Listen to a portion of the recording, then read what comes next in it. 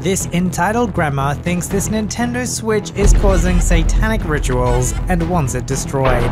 But a surprise hero comes along to save the day and serve justice to the entitled grandma. Happy birthday, today is your birthday and on with the revamped show. So, a bit of backstory. I, 20 male, train in a park near home that has had some equipment for free body workouts, and I bring my elastic bands and jump rope with me. The park is quite big, and most of it is a playground for kids, but that is separated from the structures I use by a line of trees. Space is not an issue, and I like it because very few people train there. I had a person saying that I could not be there because the park is for kids, but there's no sign that tells a maximum age, and I do my stuff without annoying anyone. Also, the bars are too high to be used by a 10-year-old. The other day, I was doing my usual workout after a study session. It really relaxes my mind. It was like 6 PM, and the breeze really helped to relieve the sultriness of my area in this period of the year. I had finished my pull-ups and started unpacking my elastic bands. They have handles and can be secured to a structure with a carabiner, so you can do more exercises. I don't mind when kids come near me or watch me. Sometimes I also offer them my jump rope or some lighter band to play with if they are not too young, as if it slips from your hands it could hurt. Most of them are really well behaved and always ask first and put the stuff back when they are finished. Also, most of the parents watch their kids when they are near me and ask if I mind their presence. I obviously don't. So here's the cast. Me, AK annoying kid, EM, who else but entitled mum. I'm with my air dots on, so I don't really hear much. I'm finishing my exercise with my bands when I turn my head and notice that one of them is missing from behind me. They have bright colors and I put them near my backpack, so it is quite easy to find them. Of course, annoying kid took one. It must be like 6 years old, so he should at least know to ask, but it's not a big deal. He's pulling it and trying to use it as a rope, so I gently approach him.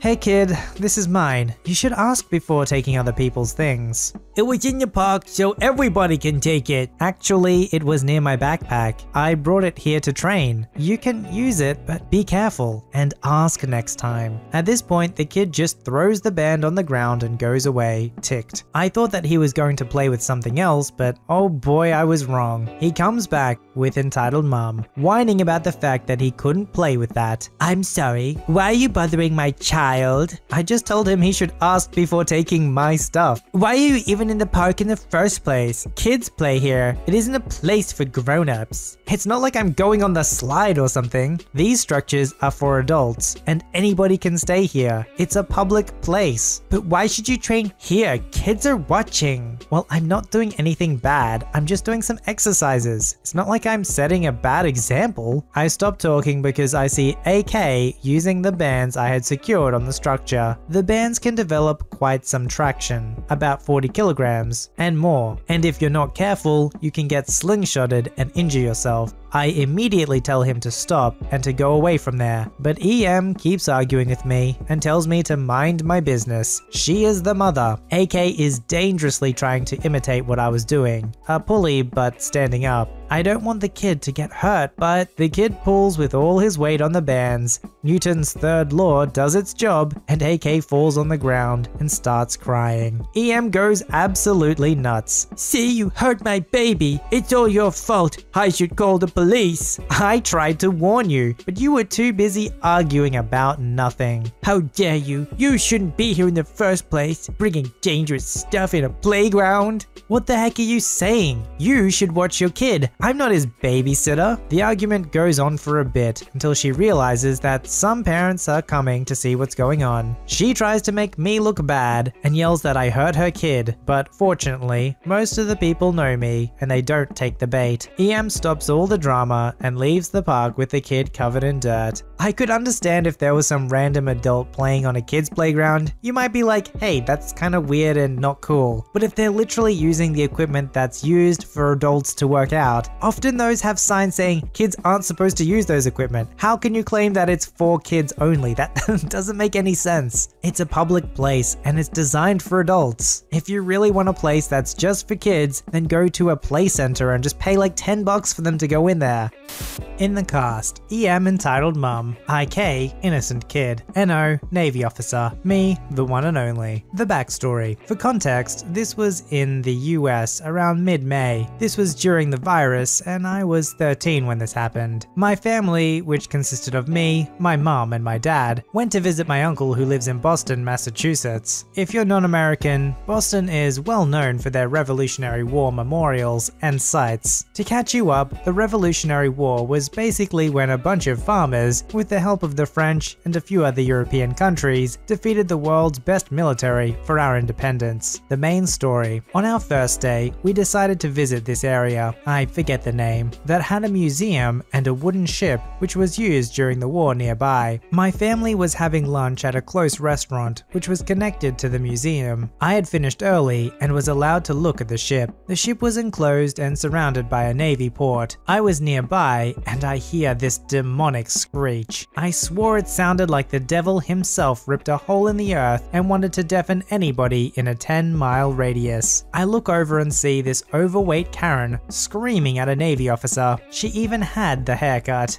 Beside her was this young boy who looked to be around 6. "No ma'am, you can't enter here. Civilians aren't allowed. If I'm wrong about you, please provide some government identification." "Bullcrap. I know for a fact this is part of the museum. I demand you to let us enter." "Mommy, you promised I could get on the big boat." "Shut up, kid's name. Don't make me regret having you, you impatient little crap." "Ma'am, this is my last warning. You could leave right now or I will assist you and have you charged for trespassing on government property." "I paid for my ticket. Let me in." I decided I had enough of her and decided to help the Navy officer. Granted, he could have handled it himself, but my empathy levels were off the charts. "Lady, you need to leave. This is obviously a Navy port. I hope your 2 brain cells can connect the dots. There's people in camouflage uniform with US Navy embroidered on the shirt, a checkpoint 15 feet away from you, and a giant metal ship with a cannon protruding out of it." "Quiet, you brat. You need to respect your elders." She notices the mask I'm wearing. "You probably voted for Hillary, you racial slur." I began to laugh hysterically at that moment. However, I could see where she's coming from. Since my dad is basically a giant, I inherited some pretty big genes. I was 13 and around 6'1" at the time. Most people may think I'm in high school, but this was the oldest I've been estimated. The only one who said I was older was a 3-year-old who thought I had just graduated college. "Lady, I'm barely a teenager. I can't drive, yet alone vote." "You're lying. Give me your license." I'm holding in my laughter at this point. I just told you, I don't have one. I guess her rage boiled over at that point. She lunged at me, which I processed as her attempting to grab my mask. When I was younger, I had taken Taekwondo lessons and had played baseball for a majority of my life. These activities greatly increased my fighting abilities, hand-eye coordination, and reaction time. In instinct, I ducked and punched her in the chest. The Karen landed on the pavement, grasping for air. After close to 10 seconds passed with her breathing normally, me and the Navy officer knew something was off. I called 911 for an ambulance, while the officer who was being heckled performed first aid. A female officer who was nearby had, unbeknownst to me, called the police. She also began calming the boy who was bawling. I regret hitting the woman. The only reason I regret it is because of the kid. I hoped he isn't traumatized. The ambulance and cop car arrived. The lady was rushed off while the police learned of what happened and began to question me and the Navy officers. A few weeks go by, we go home, and I get a call from my uncle. He told me what happened to EM. EM had apparently been charged with assault on a minor and government trespassing. He had also told me that he received a bill in the mail from EM. She apparently wanted us to pay her medical bills. I guess I decked her hard enough that she had broken ribs, which punctured her lung. My uncle, being a lawyer, knew her claim was bogus and threw it away. It's been 2 months, so I think I'm out of the clear. For a lot of people, when it comes to fight or flight, sometimes they can't control themselves and they're going to react to you lunging at them. It's an involuntary reaction to you trying to attack them. Even if they don't mean to hurt you, you might get seriously hurt. I guess some people just think they can get away with anything and there's no consequences whatsoever. And in this case, that didn't happen. Several things to know beforehand. Number 1, Skyrim Special Edition is indeed available for the Nintendo Switch. Number 2, my Switch has an eShop account. 3, it has my sister's and mother's profiles on it. Number 4, it's connected to my phone for notifications and parental controls. Disclaimer, this will contain some spoilers for Skyrim for those who haven't played it, but for the sons and daughters of Skyrim, please continue. The cast: Cookie, me of course, EGM, entitled Grandma, NGD, nice grandpa who helped me, EGK 12345, entitled Grandkids 1 to 5, AS Airport Security. So this happened on the 5th of July. I was on a plane to go back to my hometown because I was in Florida to visit my grandparents for summer, but I had a 5-hour layover in Dallas. For those of you who don't know what that is, essentially, it's when you have to wait for the plane you need next to get there from another trip. So yeah, pretty bummed out about that, but there was a Chili's burger place right down the hall from my next gate, so I grabbed a bite to eat and sat down at one of the single-person charge stations to mess around on my Switch because it has a crap battery life. So there I was with my Switch playing Skyrim. I was doing the Dragonborn DLC, where I had to go and meet with Hermaus Mora,